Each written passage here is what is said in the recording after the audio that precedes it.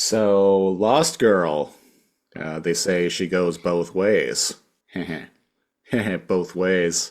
Heck, a bisexual. Thank you, Ted. That was the joke.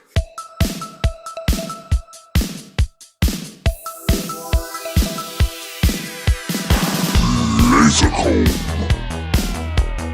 We are not going to panic. What the heck even happened to you, man? Vengeance. Shrimp Daddy! Ha ha ha ha! Give him a hockey stick! What am I, a fucking magician, man? Am I some kind of fucking magician, man? Fucking nerd. Whatever. It's not like we're professionals anyway. And I'm not sorry anymore. Time to big brain. Every day, yes. What is the airwolf of trains? Welcome back, listeners, to another episode of the Lazor Comb podcast. The podcast where two guys comb through classic television with a fine-tooth laser. I am one of your hosts, NeoCal, and I am joined by the prestigious, the lost boy, if you will, Siege. Hello, welcome. I am the Lost Siege and The Lost Siege. And Lost Siege. Lost Sieges don't lie. Damn, that was a The Cure reference. It took me a sec to. Sisters of Mercy. Oh, Sisters of Mercy. Yeah. Lost Okay. boys don't lie. Oh, okay. So I was thinking The Cure, Lost Boy. Boys Don't Cry. Oh, no. That's what I was mixing it up with, and I'm like, wow, that's a stretch. Yeah, the Sisters of Mercy song is actually from the Lost Boys, so. Oh, wait, yeah, I like that song. Yeah. So Lost Sieges don't lie. Yeah, I immediately popped up in my head as soon as you mentioned Lost Boys. But yeah, this is episode 121 of the Lazor Comb podcast, where 121. That sign language for 121, where we are covering a Canadian television series called Lost Girl. Life is hard when you don't know who you are. It's harder when you don't know what you are. My love carries a death sentence. I was lost for years, searching while hiding, only to find that I belong to a world hidden from humans. I won't hide anymore. I will live the life I choose.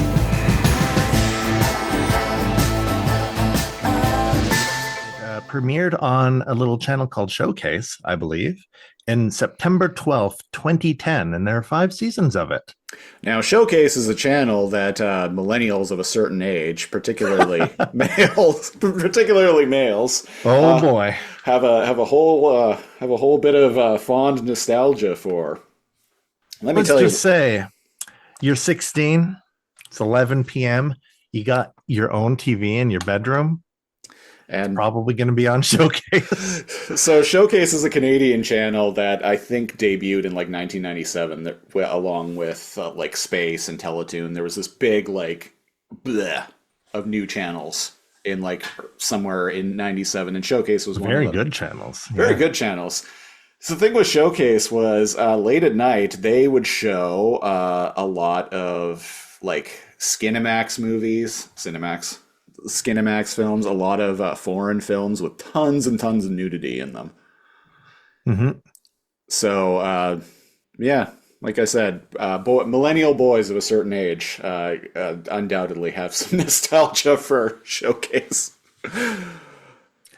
Soft core porn. Yeah. The sweet 10 seconds that may or may not happen in Red Shoe Diaries. Yeah, Red Shoe Diaries was another show that was on Showcase. Sometimes you'll watch a whole episode with like your dick in your hand and there's no skin, and you're like, I've been ripped off. I mean, you're this David Duchovny, like reading a book. I mean, you're not wrong. And I think this ended up on Sci-Fi. Yeah, it ended up on Sci-Fi in the UK. The UK and Ireland. A year later, 2011, Showcase and did eventually. 2012 on Sci-Fi in the US. Showcase did go through a bit of a brand refresh around this time, where they were not so much focusing on showing dirty movies late at night, but actually getting into making like their own like dramas, A lot of original content. Yeah. like Lost Girl, and one that I was a fan of that was on around this time too was Continuum with Rachel Nichols. Mm-hmm. You know what? That would be a good show for us to review next week, actually. Continuum. Yeah, perhaps. Continuum. I'm writing it down. Continuum with Rachel Nichols, who I had a bit of a crush on at the time. Nichols. You may know her as the she was only in it briefly, but the 2009 J.J. Abrams Star Trek movie. She was the green chick that was Uhura's roommate that Kirk was hooking up with.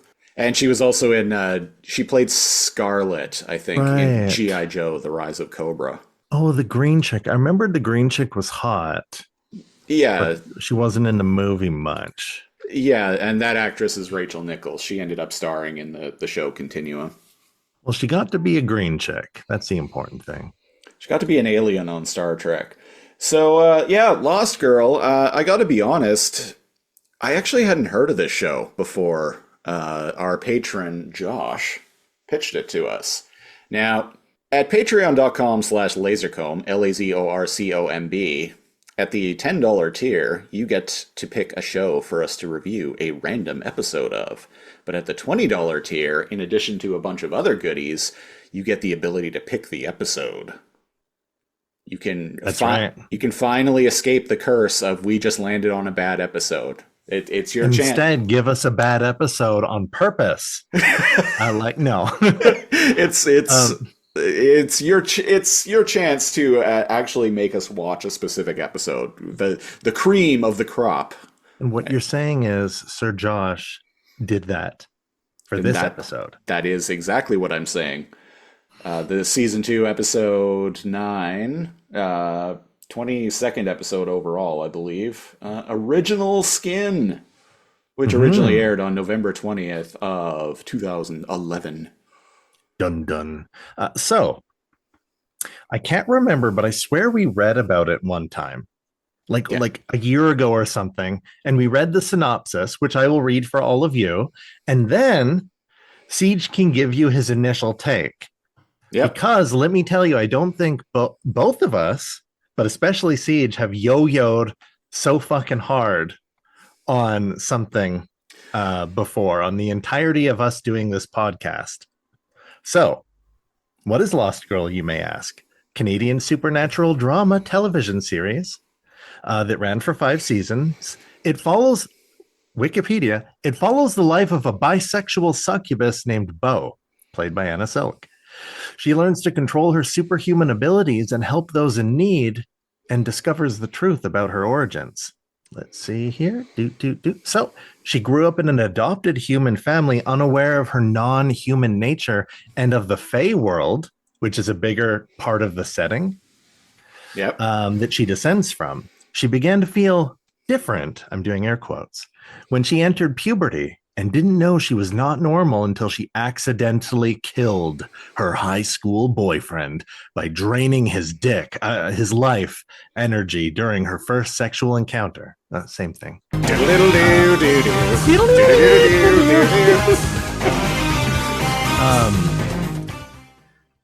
When she told her parents what happened, they broke the news to Bo that she had been adopted. I love this. See, Raging Fae. So there's always a play on words for these, and they have the word fae replacing a lot of other words that sound similar. I'll let you be the judge of what that means. Not knowing what she was and what she had done, Bo hated herself and ran away from home, exchanging her previous life for one without family or friends, moving from place to place and assuming a false identity whenever she killed again. In the first episode onwards, Bo saves a young woman, Kenzie, from a sexual assaultist who had surreptitiously drugged her with a roofie in her drink. The two quickly became friends, and Kenzie decides she should team up to create a Fae human detective agency. Confronted by Fae leaders of the local territory with the demand for her to choose a side, light or dark. But Bo declares herself neutral, deciding instead to side with humans after Kenzie risks her life to find out where Bo had been taken by force and what they were doing to her. Most of the Fae consider Bo an unknown entity that should either be eliminated as a risk or exploited for their benefit. I would just like to... So what we're saying is this show is a roguelike. Oh, I just want to point out real except quick. she doesn't absorb their powers, but she does get more powerful. There's as we see. There's an episode in this season. It's the second episode of season 2. It's called "I Fought the Fae and the Fae Won." I fought the Fae and the Fae won. Since we were you mentioned the play on words in a lot of the episode titles. I saw that one, and it kind of put a bit of a smile on my face. Yep, Bo's a bisexual succubus that survives, thrives, and heals by feeding on the chi, or life force, of male and female humans, as well as Fae. Yeah, that's the sound it makes. Either by drawing it out through their mouths or by absorbing the energy created by sexual contact. So, folks, let me tell you, as we read this, again, I think this popped up like a year or so ago. I can't remember how. Maybe about 6 months ago. Maybe like 6 months. About 6 months or so. But it randomly popped up, and you had looked it up, and you were like, did a horny 14-year-old write this? Pretty much, yeah. So, in the interest of full disclosure, when I first read about this show, on the inside, I was like, oh, God. Not even on the inside. That was my reaction to Cal as well. I was like, you're like, I'm going to call it. I've never felt like I know I'm going to hate a show more than I'm going to hate this just from the write-up. Yeah, I had said, even as recently as last week, before I actually watched the episode that Josh pitched, I had said, sometimes, I said to Cal, I was like, sometimes I just kind of know beforehand I remember, that I'm just not going to like something. And that's what I thought about Lost Girl.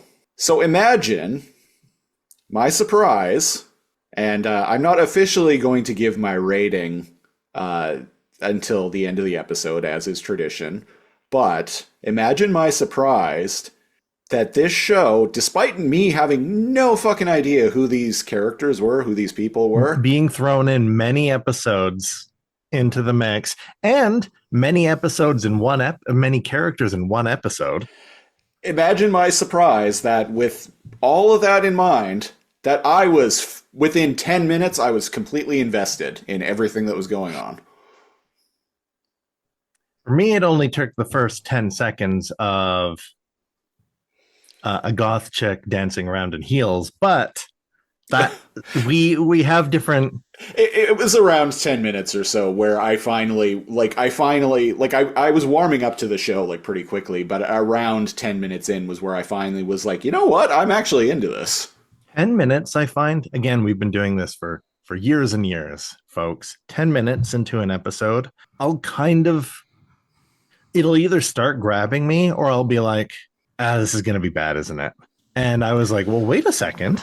Hold on. And I was like, there's something here. Color me intrigued. This was, I feel like this and Witchblade represent opposite sides of that exact same spectrum. Whereas Witchblade, by 10 minutes in, we're just like, oh God. We're like, okay. How many minutes? I see what we have to. How many minutes left are in this episode? 35? Jesus fucking Christ. Whereas was Witchblade a longer show? It was, yeah. Well, Witchblade, it was 45 minutes, but it felt 90 minutes. It felt like an hour and a half or 2 hours, not 45 minutes. Whereas this show actually kind of breezed on by for me. I didn't realize this was the same amount of time. Yeah. This went fast for me. I was actually thinking this was like a 24-minute show. Nope. Oh, it's a 44-minute show. Yeah. Oh, yeah. Huh. Well, That's a good. That's a good mark of a good show where you're like, oh wow, it's already over. So yes, it looks like the episodes fill an hour time slot. yeah. And I feel like this show and Witchblade are aimed at similar audiences. Yes, this is an urban fantasy where there's a hidden magical world that Yeah. normies don't see. Yeah. They fill that same urban fantasy kind of like niche. Totally. Yeah. We've got Dresden with his hockey stick. We've got Witchblade with her bracelet, and we've got Bo with her. She wears a wig in this episode with the bangs. Because I was like, why does she look different? I'm like, oh, because she's like, haha, time for you to wear a wig. What does Bo have? Kenzie. There you go. She has her goth friend. Well, I was thinking about it because we were in private chat. We were referring to her as the goth chick. I actually think she's more scene. She's more of a scene chick. Yeah, or maybe she's her own thing. And this is 2010, but it has like turn of the millennium vibes. I don't know how to describe. Like it has like 1999 to 2002 vibes. But like in a good way. Unlike Witchblade. In a good way, not and like a completely kind of way which Witchblade had. Yeah. Maybe it's the things that are magic tend to be tied to things being a little bit older. We're talking about urban fantasy. In Dresden, he has older, he has like a rotary phone. And he's got like all these, he uses candles and everything because like newer technology breaks around him and stuff. The bar, which this is set, feels kind of like timeless. Yeah, totally. Yeah. Yeah, Dresden Files. That's a good one to mention because I feel like that's also of a similar piece to this and Witchblade. And after how bad Witchblade was, I just want to say thank you, Josh, because this was actually a great palate cleanser for Witchblade. It was completely unintentional; like it just kind of worked out that way. But that's true. He didn't know we were going to review that weeks ago. He didn't know we were going to review this after Witchblade. Yeah. But this kind of washed away the stain of Witchblade for me. Mm-hmm. I think now's a good time to jump into the summary of the episode. Before we do that, I just want to say, if you are watching the YouTube version of the podcast, please like the video and leave a comment. Engagement makes the algorithm show it to more people, and dang it, we got to get those YouTube numbers up.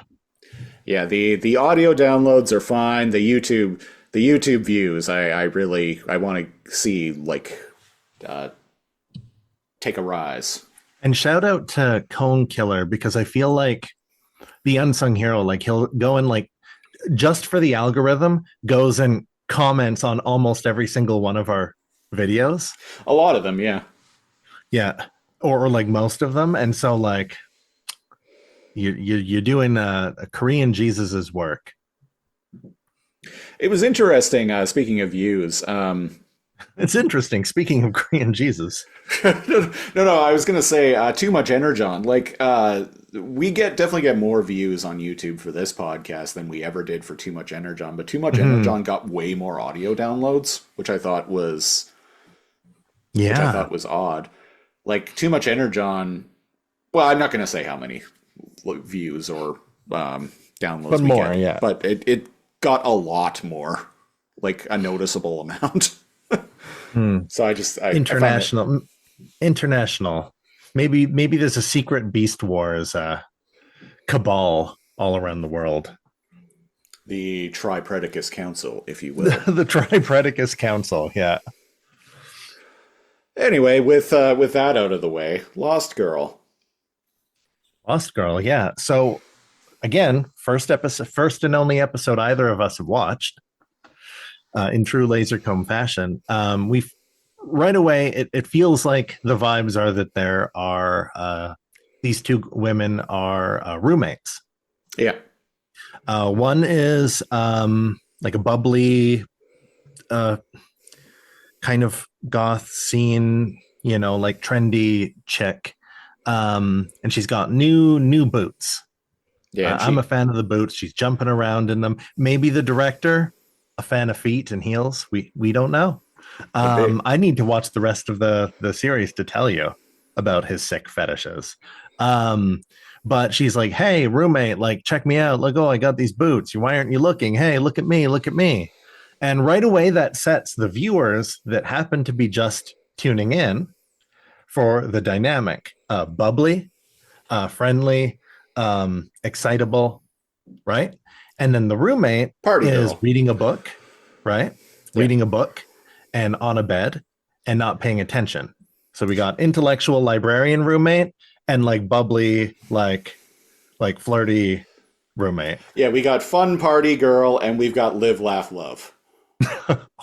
Hang on. She's reading a self-help book, for God's sake. Okay, I forgot about that part. So she's like, "Look at these boots. I got them on like 3. I can't remember. She waited for them a long time, like ordered them, or she had to pay for them in installments, something like that. But she goes and like, check them out, bitch." And then she grabs the book from her and she's like, "How to Love Yourself Like Alone." Really? Are you that much of a dweeb? And I know from at least reading the synopsis that, oh, she's like learning about that because she doesn't want to just like kill people she bones. Mm-hmm. So I'm like, oh, okay, seems legit. And it's like, let's go out. And I didn't know out was just downstairs. I guess it seemed like it, right? Like they lived above a bar. I didn't get that Or was I impression, wrong? no. Oh, okay. And Who main knows? character. Who knows, though? I thought the antique dealer guy in Witchblade's shop was in the basement of the police precinct. Or was it? We don't know, and Or we'll was never it? find out. No, we won't.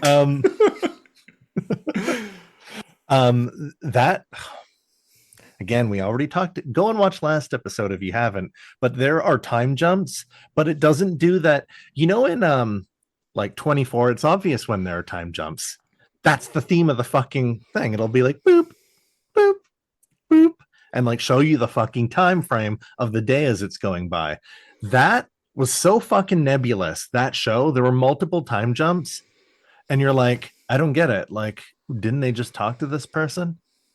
And I'm losing track. That's how much I didn't like Witchblade. To get back into better Lost Girl. We should review 24 sometime. Oh, there you go. Iconic classic.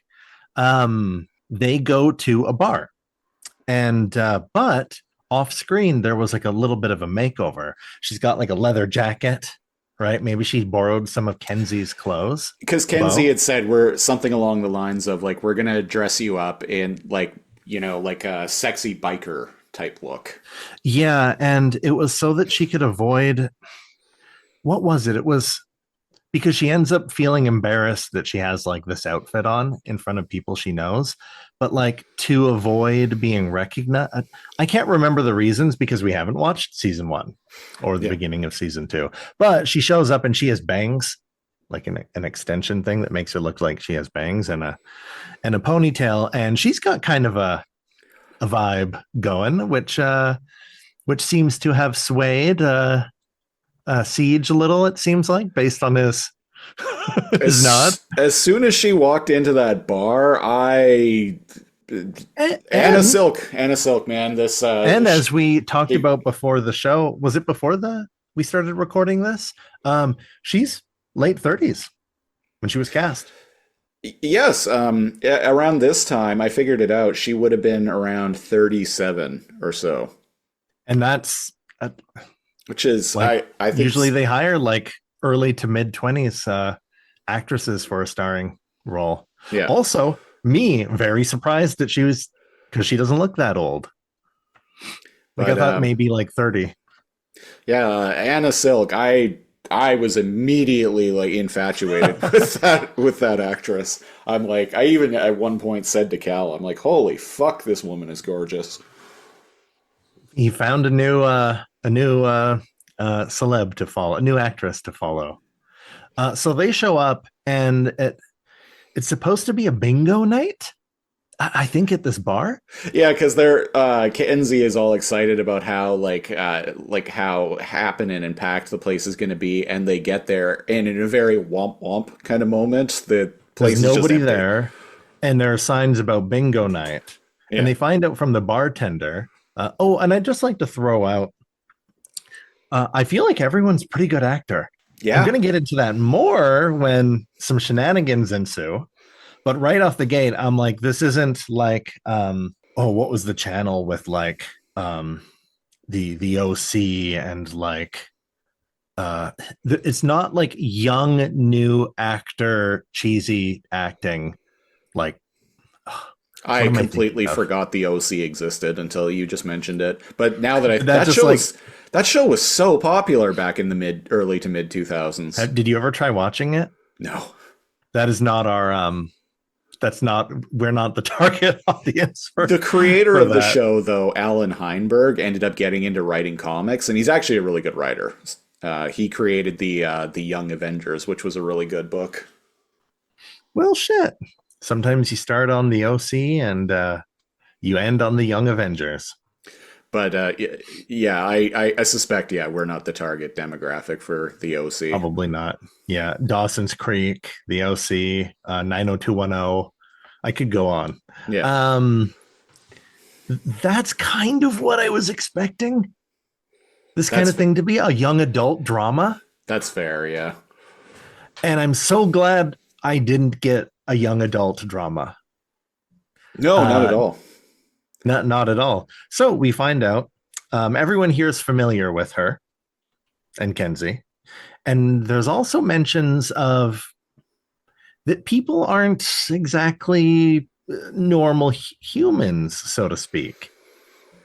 There's hints that the tall, curly-haired man, the well-dressed, curly-haired man, who's playing pool with a guy dressed he ends up being a cop because he shows his badge later. But I'm like, that guy's a cop.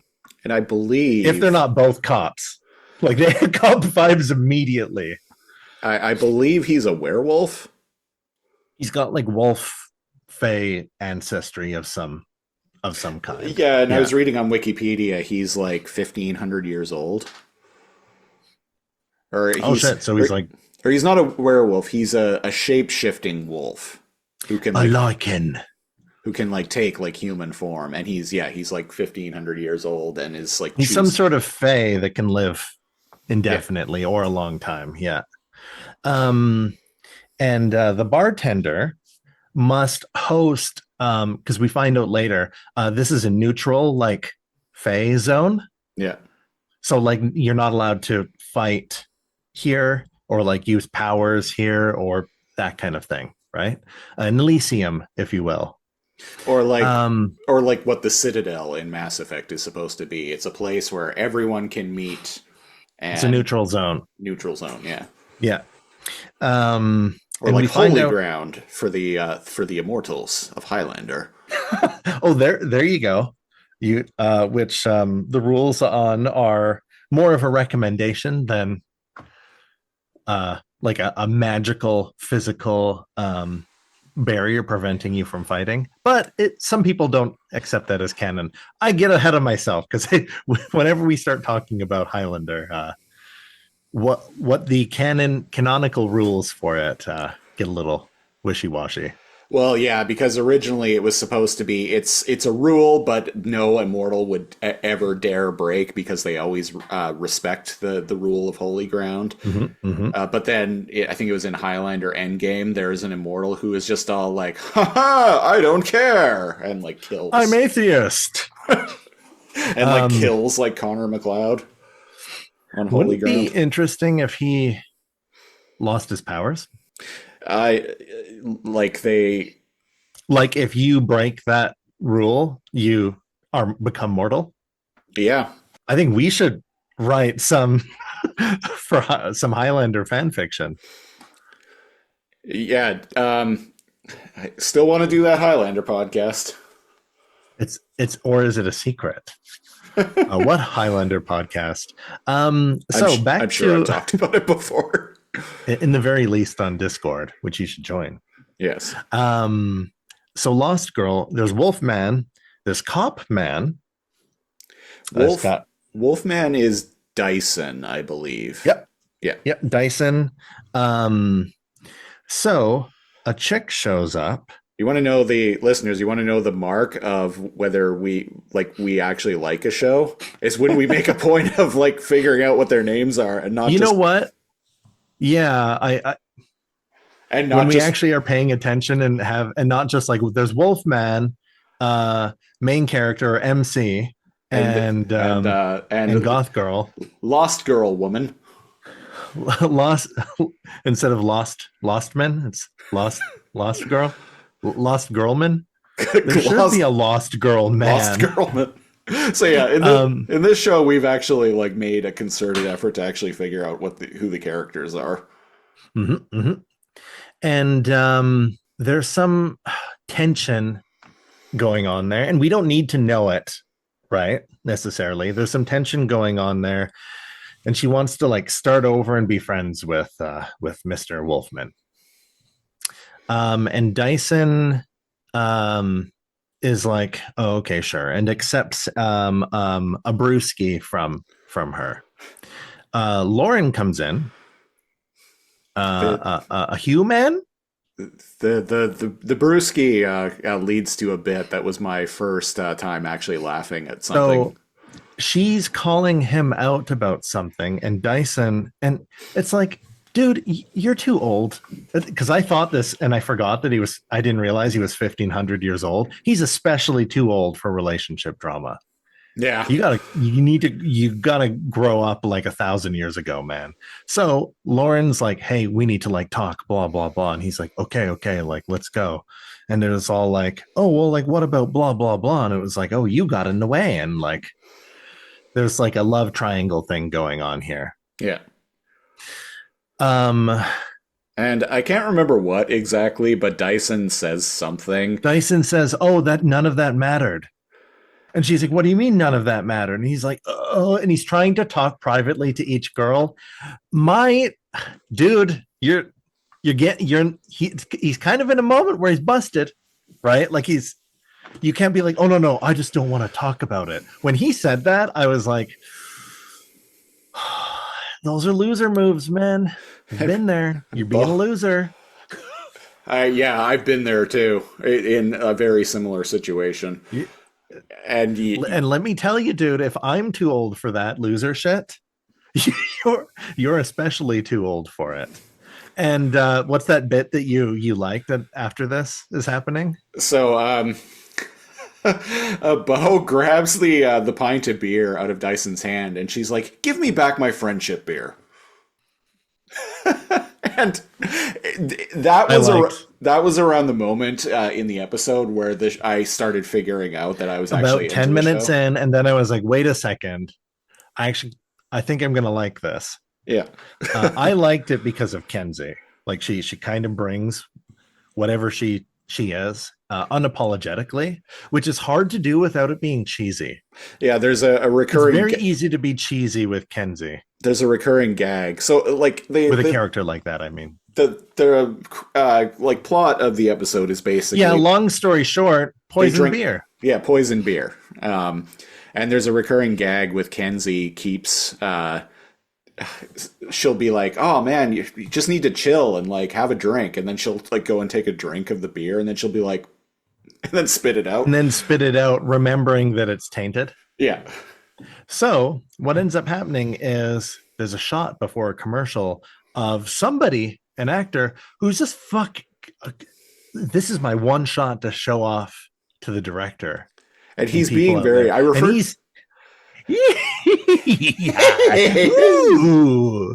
And he's somewhere in the bar, in the back. I refer to syringe. I referred to him as President's Choice Joker. Oh, that's pretty good. He's wearing all white, symbolic, almost symbolizing like he is an inpatient somewhere. Yeah, yeah, and I didn't Coming mean by from the the look, asylums. but just by how he's acting, he kind of comes across as like a great value Joker. The overacting does. Everyone else is such a good actor that I was okay with this guy being like batshit insane. But the thing is, insane people don't act for the camera, Yeah. right? And he's very like, ooh, yeah, Well, I'm crazy. I We didn't know what was going on because he's syringing a cork in the top of a big keg. yeah. So I'm like, okay, he's poisoning them. I do appreciate that when this character like body jumps over to Dr. Lauren later in the episode, that she matches his energy. So we find out the bartender, which I didn't know until like halfway through the episode, is played by an actor who's like a little person. Is that the right terminology? But yeah, he's and he's very knowledgeable of like the rules of spells of fate life. So he fills the bartender role for Faye as well, where it's like the wise kind of like, all right, kid, like pull up a stool, right? Like, let me tell you. And they find out that they're all poisoned when a bounty hunter, Woodsy or something, kicks down the door and he's like, there's a new rise and shine, motherfuckers. It's time to suck my dick. Hey, listen here, everybody. There's a new sheriff in town. Y'all ain't going nowhere. I'm not even really exaggerating. That is kind of how he talks. He kind of, yeah. And they're like, what the fuck are you talking about, dude? And he's like, well, I'm a bounty hunter and I'm looking for a certain what was his name? Dyson? The Bears. Let's see. I'm looking for crazy episodes here. 22 original skin. Show me the characters. The doll. No, the that doll's was the bar. Yeah. Crazy dude. I'm gonna call him Crazy Dude for now. It was like Dyson or I literally just watched it. It's not Dyson. Reynald, Wolfman. Rayner. Rayner. That sounds right. All right, I'm going to fucking IMDb. We're gonna settle this. We're settling this. Oh, I said to Cal. Rayner. There we go. I said to Cal as I was just about to start watching the episode. I was like, "Well, time to find out just how lost this girl is. I bet she's so lost that Damon Lindelof is sweating bullets." Lost reference. Yes. Little did we know. I am on IMDb right now for the main page for Lost Girl. Mm-hmm. And the top-rated episode is this one. Coincidence? Or did Josh just Josh look up the highest rated? I think Josh knew what he was doing. Mm-hmm, mm-hmm. Yeah, well, so the highest rated one is this one. So what you're saying is the rest will be disappointing and we don't need to check it out. That's usually not how things work. People are in it for the long haul. So Woods comes in, kicks down the door. He's like, none of you are going anywhere. I'm a wizard. I put a barrier around the bar. If anybody leaves, bad things are going to happen. And then the cop pulls out his badge. He wears it on a chain around his neck. And he's like, yeah, that's not happening. And he does some magic to like give him a headache or something like that. I always wonder if that's a thing that cops like detectives actually do, or if it's just a TV thing. I don't know, but I've seen it a lot. Seen it in a lot of TV and some of the undercover cops that came to the hotel at night, because we had like the cleanest and nicest bathroom. So and it's better to have police around when you work at a place like a hotel downtown. Yeah. They did have theirs underneath their like vest, like Oh, around okay. their neck. Yeah, so Cool. I guess it's when you need your pockets for like other things, or you just want to be cool. But yeah, there was a chick and a guy cop that had them around their neck. Um, but we Well, and find out that police he's after crazy. Sorry, go ahead. police uniforms usually actually have a thing like on them that the badge Oh, will, that's like, right, where you can affix Yeah. it to the front. That's right. Yeah, So so that I people can see your badge number. And yeah. So I guess if you're like a plain clothes cop, having it on a chain around your neck makes more sense. if you're like on duty cop, then you need to have it displayed. But in this case, we find out this guy's magic. He's a dark fae bounty hunter or something, and he's after Raynor.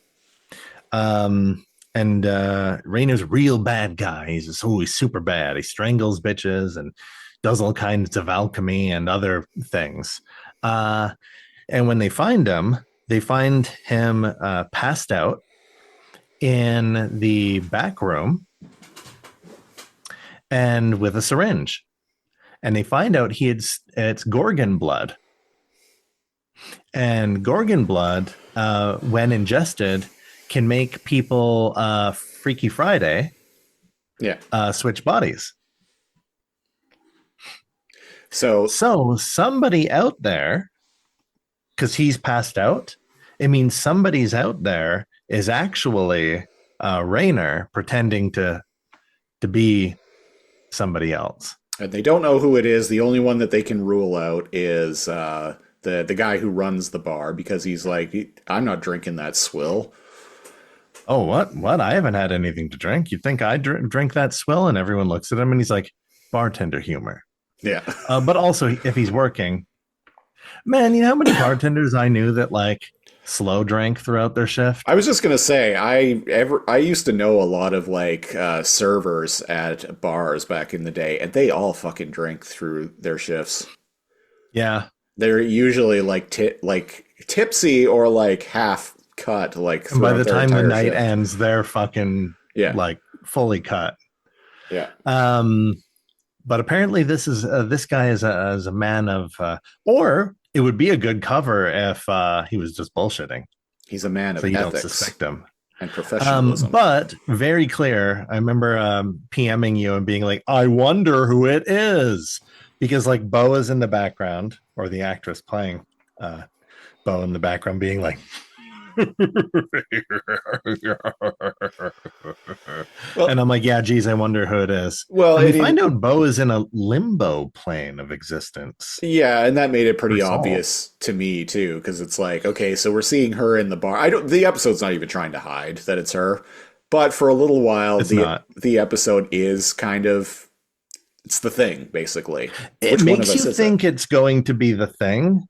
But the thing is, Raynor does not have access to their memories or anything. Yeah. So they're like, well, this should be easy to figure out.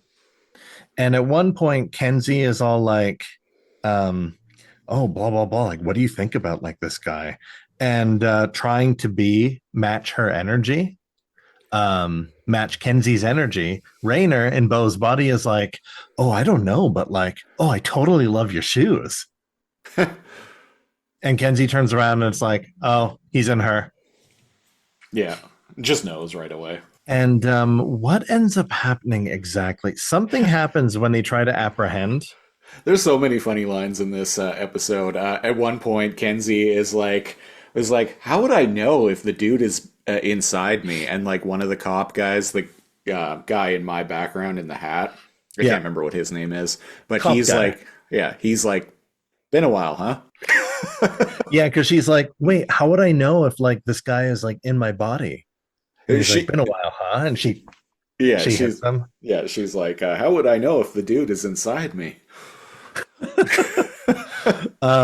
So it's stuff like that gives the cast a chemistry, and there's intelligent writing, which goes a long way. Yeah. Sometimes it's not just enough to have a good premise and a good plot and pretty people. You need good actors and good writing. And so far I've seen that. a show that I think fits that bill without the good writing, but has like the vibe and like the pretty people is The Magicians. Yeah, That, that's the vibe I got. Like all that new younger actors trying their best, but yeah not really delivering. Yeah. yeah. See, Premise I think we called decent. it CW Game of Thrones. There's the channel I was trying to remember. CW. Yeah, Fuck. Okay, it's all coming back to me now. CW Game of Thrones. Yeah. yeah. I'm not getting CW like Dresden Files from this, which is, like I said, kind of what I was expecting. So I'm pleasantly surprised. I full on was expecting something like The Magicians, honestly, and The Magicians was Yeah. a Patreon pick and from Jared, and I don't want to shit talk the show too much but It had I- a good premise. I was expecting with this something along the lines of The Magicians in terms of like style and quality, and fortunately, that ended up not being the case. Fortunately for me, And anyway. you're looking at this and you're like, other than some magic CG, there's just like wow, wow, wow that came out of his hand. The whole thing is shot in kind of like 3 sets: the bar, the back of the bar, and then early on in the apartment. And it's like, oh, there's a barrier outside. Does the camera show a magical barrier outside? No. Like, do they test them? No, it doesn't. They're just like, oh shit, barrier magic. I think and the literally viewer, the only locations in this episode are the apartment, oh, there's a lab. the I bar, forgot about the lab. Limbo, and the lab. Yep. Yeah. That's all they need. And we find out, I can't remember exactly like what happens, but when they apprehend him, one, they all stop drinking because they're like, oh, like there's like Gorgon blood in this, which lets like people like switch blood. Ew. And that's where Kenzie being all like, oh my God, I need a drink.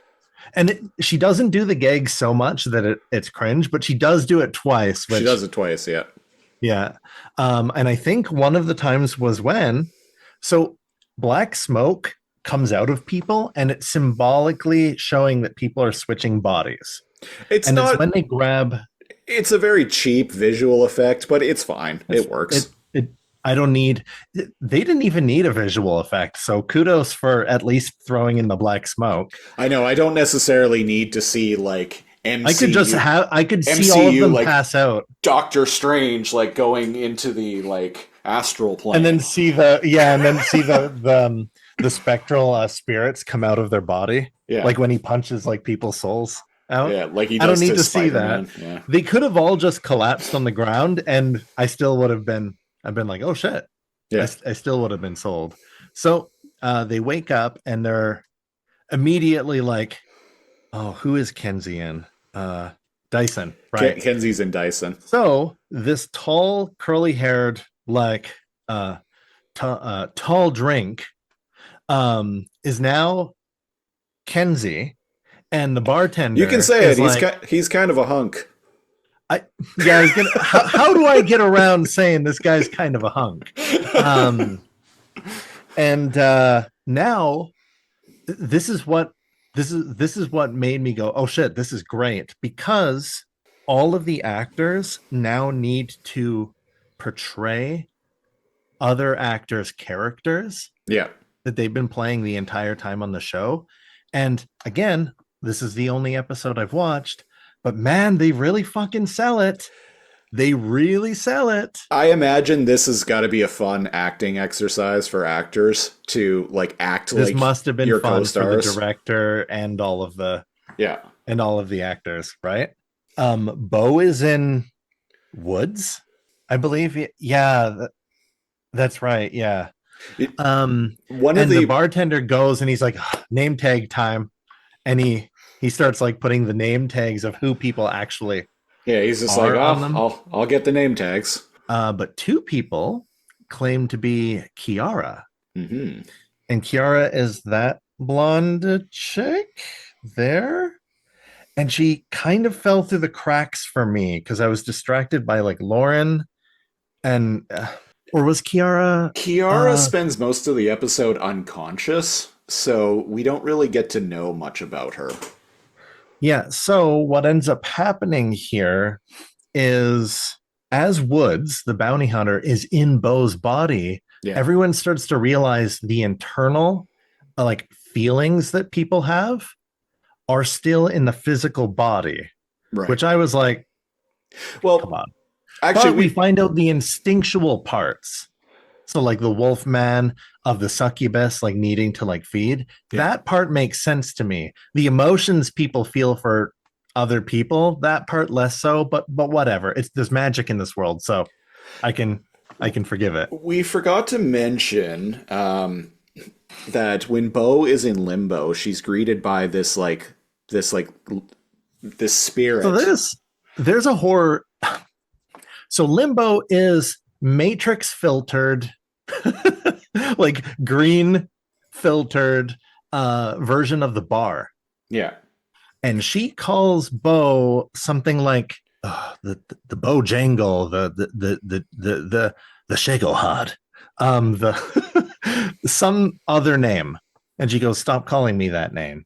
Something. There's some talks back and forth. This thing is called the Nain Rouge, which apparently the Nain Rouge, and some people call me like the Harbinger. So the Nain Rouge is this is from Wikipedia, is a legendary creature of the Detroit, Michigan area whose appearance is said to presage misfortune. Like the Mothman?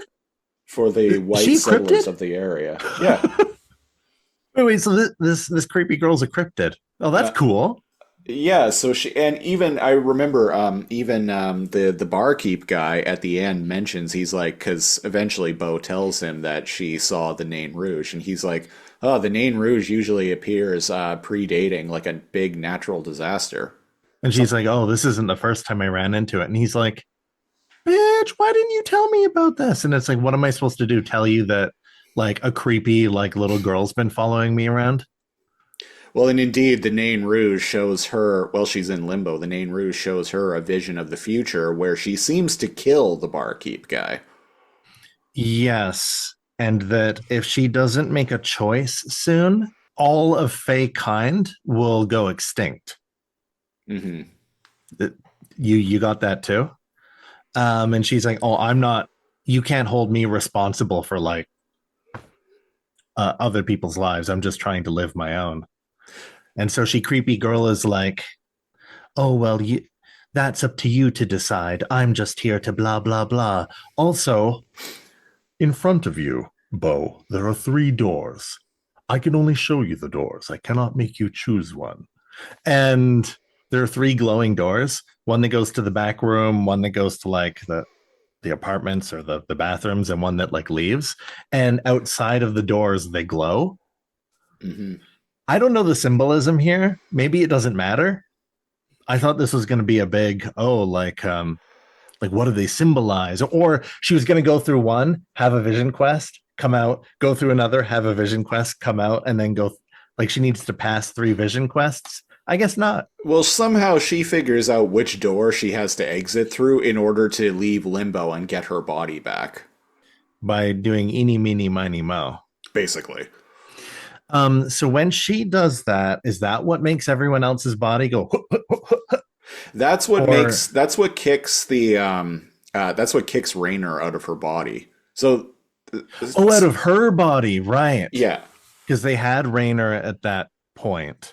Oh, right. Raynor was originally in Bo's body. She had Kenzie, like a knife to Kenzie's neck or something. And she, kudos to Bo, she's apparently strong enough that she can just like kick this thing out of her body. She just had to talk to creepy Moulin Rouge first. And then they need to find it again. She's in Kiara's body. Woods drains Kiara, who's in Lauren's body. But when they pull them away, they're like, dude, what the fuck is like wrong with you? Control yourself. She passes out and the implication is she's going to die. Mm-hmm. But Bo says, who's in Woodsy's body, and you know what? Like the actor who's presumably just in this one episode, right? Who gets to play the main character. He sells playing the main character. And he's like, I don't have my succubus powers in this body, but if you can get me back, meow. I've got a kitty freaking out. If you can get me back in my body, I can put the chi back into her. Chi being the energy of someone's soul. I also Dyson, the actor who plays Dyson, does a really good job of acting as Kenzie. As Kenzie there's about 1.5 foot height difference between these two, included with the heels, seemingly, right? He looks like he's having fun with it. Boy, does he really sell being like bubbly and like. At one point, he's like, "All right, let's do an interrogation," and he like slams a chair down, right? And Kenzie's like, "Boy, how does he control the power that he has?"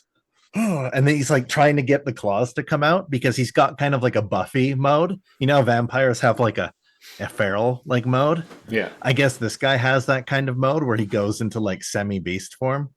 What's wrong? And she's like, so the claws, do they come out like Wolverine? Is it like Wolverine style? Or do you... He's having fun with it, the actor. He's having fun, yeah. So they have to tie up Woods, who's in Kenzie's body. This time. We find out later he has like lock picks and stuff like that. Or does something to break out. And we find out that mortals, like normal humans, can leave. Well, Woods is in Bo's body. And Woods is in Bo's. Sorry, so they tie Woods up, who's in Bo's body. Right. Yeah. We find out humans can leave the barrier.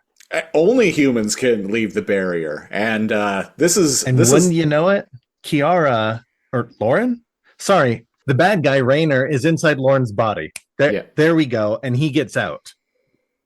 But Dyson is in Kenzie's body, and it applies to their body, not their soul, which means Dyson can leave. He doesn't have wolf powers, right? Yeah. But only Dyson can leave. So now we have this thing where the crazy person, the murderer, Raynor, goes to Lauren's lab. Yeah. And the actress for Lauren, you mentioned this earlier, gets to ham it up. She's hamming it up. And I'm going to use this poison to do this thing. And it's time to kill Ash, whom I'm assuming is some emissary for keeps the peace, because killing him would break the the something between light and dark. I'm not sure, but Ash is this like big important like fae or something. Yeah. Oh, what the Nain Rouge calls Bo is Isabeau. Isabeau. I don't know what the masculine form of Isabel. I don't know what the significance is of that, but later on when Bo reveals to the bartender, and the Moulin Rouge kept calling me Isabeau. He's not looking because he's pouring her a beer, and he actually tries to hide that's shocking news, and he's like, that's strange. I guess there's something there. We'll just have to keep an eye on that. Mm-hmm. So what could that mean? Dun, dun, dun. So we get a standoff between Kenzie and the actress is really playing, Dyson. The actress is really good at playing that stoic, hunky, werewolf guy in this little goth girl, fishnets. I'll admit, because I'm not familiar with the show or the characters, I was able to follow Bo, Woods, Kenzie, so was I. I'm Dyson. Doing a bad job of mixing it up now, but when I was watching it, I was actually able to follow all of that really well. I wasn't able to follow all of them. I was able to follow who Bo was, who Kenzie was, Woods, Kenzie, and Dyson. Dyson, yeah. Everyone else and was kind of and Raynor. Everyone else, the rest of the cast was kind of nebulous to me, right? Because Kiara was in Cop's body, and they had some like heart to heart things there, and that I wasn't sure about. Yeah, same. Well, I missed that part, but It didn't detract from my enjoyment of No. the episode, though. no. But there was some interpersonal drama that was resolved while people were in different bodies, including a kiss. Yeah. And like Kenzie watching her body kiss. It was between Dyson and Lauren, Yeah. but in the bodies of Kenzie and Cop. There we go. And she's like, this is weird.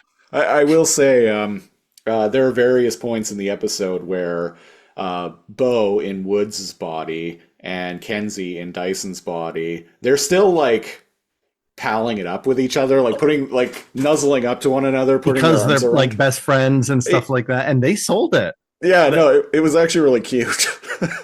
Especially since this guy is like a stranger and he was such a huge asshole. Yeah. So for Bo to be in his body and acting like Bo, it just works because they sell it. Yeah, they're acting like girl BFFs. At one point, like she takes off of like his hat and she's like, "Ugh, do men not wash these?" Me, no, we don't. No, not really.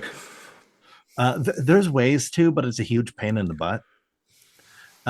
So the climax is we get a belladonna syringe, and we get Raynor in Lauren's body, and she's got like this guy named Ash, or like the head of Fae Society or something like that, with a syringe. As Dyson and Kenzie's body comes in, and they're like, Raynor, I'm taking you down, blah, blah, blah. Belladonna is also known as Nightshade. So probably will kill. Yeah. I only know that because I'm playing Kingdom Come Deliverance. Alchemy teaches you real plants. So this is where... Coincidentally, I am playing the Oblivion remake, which also has a lot of alchemy, including which Nightshade. Also has not real plants. But alchemy all the same. So this is where the show kind of makes me go, okay.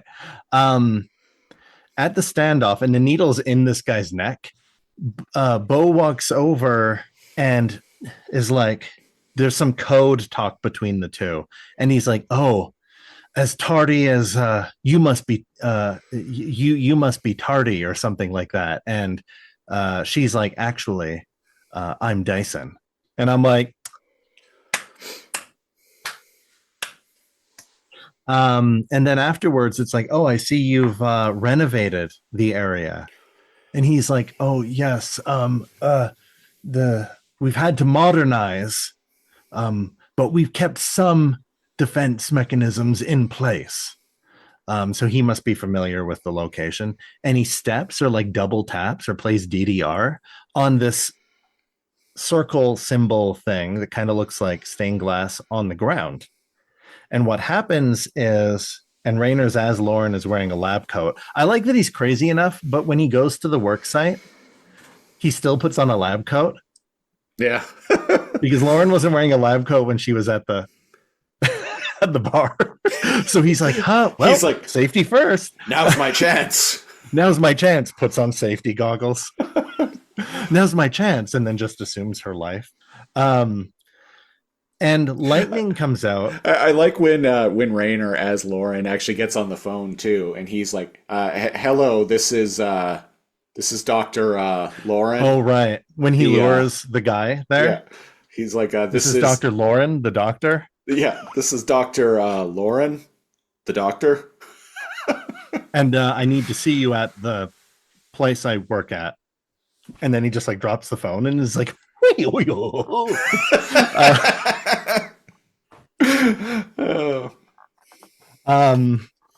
so they had fun this episode is what we're saying, and so did we. So after playing DDR on the magic panel in the middle, wouldn't you know it, lightning comes out of the stained glass window behind the two, and because Raynor is holding this Ash Man with a needle, but they're behind them, they get electrocuted from the stained glass window, and they fall on the ground. And Dyson comes over and puts the. By the way, these are gigantic heels. They're also platforms, not just like heels. Like the front platform is like that, and like puts it very carefully. I noticed that it was nowhere even near their throat. Like they were being very careful in this scene. I knew But someone then who had boots like that. They're fucking expensive. and that's probably explains why Kenzie was so like over the fucking moon at the beginning of the episode and was like, "Hey, bitch, pay attention. I'm talking about these shoes." Yeah, like those are like $500 boots. Mhm. Those were $500 sunglasses, asshole. What movie is that from, listeners? If you know, put it in the comments below. So they put a heel and they're like, huh, so these are useful for something. And then the episode kind of winds up and they're like, well, how do we get everybody back in there? That is a great guess. Not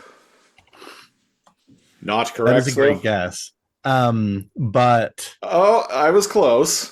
close, yeah, close. The bartender is like, oh, well, because when they got everybody back, they're like, how do we get everyone back into their body? And Raynor's body's been like unconscious the whole time, right? He's like, well, about 2 days of group therapy ought to do it. And they like look at him and they're like, serious? And he's like, no, I need to do the ritual of like Amun Rad or something. And they're like, oh, okay. And he draws a big circle and like says some magic things from like a book or like whatever. And everybody inside the circle, the black energy comes out of them and goes to their original bodies. And then Bo goes over to Kiara's body, Lauren's body, and breathes the chi. When she sucks it out of people, it's blue. When she pushes it out of her body, it's red. So look at that. There, take that CG budget. Take that, the magicians. It's Mega Maid. She's gone from suck to blow. And she wakes up and she's like, oh, am I? And she's like, are you? Yes, you're in your right body. She's like, I was gonna ask, am I alive? So she reveals that she was in limbo when that was happening. And then they were like, if I was in limbo, where was Cop Man? I didn't see him there. And he's all like, oh, I don't remember anything. I haven't slept so well in like forever. So that's kind of sussy. Could be, yeah. Because he was the only one that wasn't like the actor for him was like Kiara or Lauren or like someone, but he wasn't present during like all the switcheroo stuff. Because remember, they had one extra person knocked out. So it's revealed that everyone's back in their body. And there's a scene with that important person at the very end of the episode who's like, oh, after this most recent incident, we need to beef up security. I need 2 people at every entrance now. And he yells at a bunch of subordinates and they run away. He goes over to a chest.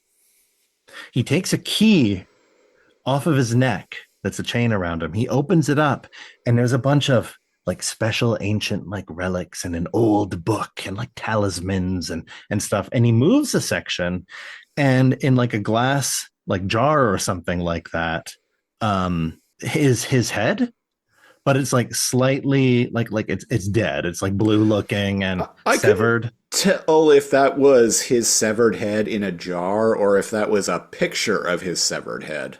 I was kind of confused about that. I'm going to say it's a severed head in a jar, but it was his, right? Yeah, it was definitely his. But So, it looked I don't know what that two-dimensional to me. means. Oh, weird. Maybe we'll find out if we. Well, speaking of, if we're going to find out, and if we're going to watch the show again, I think that sums up the episode. Siege. Yes. You're a fae of of the an island fae, if you will. Perhaps of the wolf variety, perhaps of the succubus variety, perhaps of the blowubus. Blowubus? Incubus. There we go. I'm like, what's the opposite of a succubus? It's an incubus. You just caught a random episode of 2010's Lost Girl. Would you tune in next week? I like to think of myself as more of a revenant. Ooh, now we're there we go. More of a Well, revenant. yeah, in the like Eric Draven style. Oh, what were revenants in that world? Well, he So is. somebody that's died, right? And then come back for a purpose. Yeah, they're not really a ghost because they come back in their body, but they're not decaying or anything like a zombie. Believe They're that's what also a not revenant is. permanent. They're there for a reason. It's usually vengeance or justice. Yeah. Why not both? So you think of yourself as a revenant. Yes. That explains all the bullet holes and duct tape on your body. on your body. Revenant Siege, you just watched an episode of Lost Girl. Would you tune in next week? I sure as hell would. I'm going to start watching this show today, right from the beginning. Shit. Also, I want to call out one of my favorite lines in the entire episode, which most of the best lines in this show come from Kenzie. At one point, Woods in Bo's body gets free, and Kenzie in Dyson's body ends up being all like, I'm going to put these wolf powers to use, and they end up fighting for a little bit. I think we kind of glossed over that. Because he has to fight Raynor or someone in Bo's body. I think Woods actually tries to like burn the place down. He does, yeah. Yeah. And so Kenzie says to Woods, nobody uses my bestie's body without buying her a drink first. I like that. That's a good one too. Yeah, lots of great lines in this show. I found the characters really interesting, even despite all the body swapping shenanigans. I didn't know Right who on board. I didn't know who any of these people were, but I was very quickly invested. This was a lot of fun. This definitely was not the show that I was expecting it to be, even just based on reading about it. And yet I'm fully on board. It's not like I'm against any like magic or urban fantasy like settings. And indeed, I'm for whatever world this is pitching. So yeah, I would tune in next week too. And I think I'll pitch this to my partner. Be like, hey, how about we watch this Canadian television show from 2010? From Showcase. But yeah, what would I'd be a wolf shifter. Yeah. I think so. Or maybe a cat shifter. Oh, there we go. Ooh, I'm the cougar cat shifter. man. I'm the cat man. Boo, boo, boo, boo, boo. Yeah, I'd be a cat shifter. So I'd still have like claws and like teeth and stuff, but if I ever go full shifter form, I'd be a cool cat. Wouldn't I, Apollo? You go cool full shifter form, you end up looking like Sabretooth. Never go full shifter. Meow. Otherwise, you'll end up like Apollo here. Well, that was episode 121 of the Lazor Comb podcast. If you want to support the show and make us watch something, much like Josh did, go to patreon.com/lazorcomb, LAZORCOMB. $5 tier, you get access to our bonus weekly Patreon exclusive podcast, the Super Lazor Comb Patreon Super Show. $10 tier, you get that, the occasional commentary track, and the ability to pick a show for us to review a random episode of on this very podcast. $20 tier, you get to pick the episode, much like Josh did. And after 6 months, I'll send you a t-shirt in the mail. And, well, if you want to get in on all of that, go to patreon.com/lazorcomb. Follow us on social media. Links are in the description. Join the Discord. Need some new people in the Discord, damn it. Link in the description of this episode as always. And as I mentioned earlier, if you're watching this on YouTube, give it a like, give it a share, give it a subscribe, give it a comment, give it away, Smash that give it away bell. now. Give it away. Leave a comment. Yeah, leave a comment and guess what movie that quote was from? Kitty Hair. This is my shifter form. Kitty Hair, the movie? that was going to be my first guess. Aw, he's looking cute. Yes, he is. It's Apollo, the tabby. We'll be back next week with, well, do we want to watch Continuum or Gotham? I feel like Continuum fits the vibe. Well, both Gotham does in the other sense, in the urban kind of sense. But Continuum's a showcase show. Why don't we do Continuum next week and then Gotham the week after? Yeah. Sick. We're going Continuum. The space-time Continuum. Now, to figure out what episode we're going to watch, I'm going to go to Wikipedia and kind of stall while I get to the list of episodes. Keep stalling. There are 42 episodes of Continuum overall. Short little 42. Seasons. So I'm going to hit screen share and go to the old random number generator. Share screen 2. Share. Things are kind of different now because I now have 3 monitors. Oh, look at Mr. Fancy Pants over here.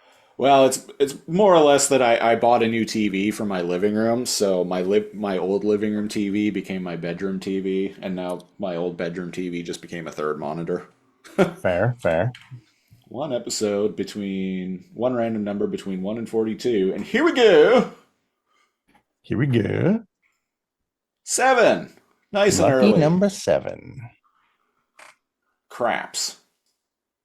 That's what you're in craps. You're trying to roll 7s, right? You're trying not to roll 7s. Oh. This shows how much we know about gambling, folks. I thought you were supposed One of us is wrong. I thought you were supposed to roll 3s and 7s in craps. Oh. Yeah. What do I know? No, I thought like 7 was bad because it stopped you from rolling. Craps. I don't know. 7 3s. How does craps play? Funny name? Question mark. How Look at this do cat. you play? He likes to be craps? held like a shotgun. Likes to be held horizontal. This is how I fend off intruders. 3 Pump ways to play craps. my shotgun cat. Say hello to the people, Apollo. Oh, one player rolls the dice trying to get a 7 or 11. So Okay. I was right about and sevens. other people can bet on something. Place a bet on the pass line to play during the come out roll. I don't know what that means. Well, somebody around the table betting has to come out of the closet. And then everybody places their bets on who it is. And well, if anyone listening has ever played craps at a casino, leave a comment letting us know how to play craps. I have, but I still can't tell you. I just wanted to spend $20, and I'm like, I can't go to Vegas and not play craps. And then it was just like, oh, looks like you're out. And I'm like, if you say so. Little do you know, you could have won $10,000. Amazing if I could have won $10,000 from a $20 bet. Well, you never know until you try. Well, I guess that's how those slot the machines work. I was gonna say pachinko machines. So we're going to be back next week with episode 7 of Continuum, The Politics of Time. Oh, shit. There is no episode synopsis on Wikipedia, so we'll just have to figure it out the old-fashioned way. Uh-oh. And until The then, old-fashioned way? Voodoo? until next time, I have been Lost Siege, one of your hosts. And I'm Lost Cal. I'm Found Cal, your other host. Thanks for listening. We will Damon Lindelof you next time. I won't. I make no promises. Bye-bye.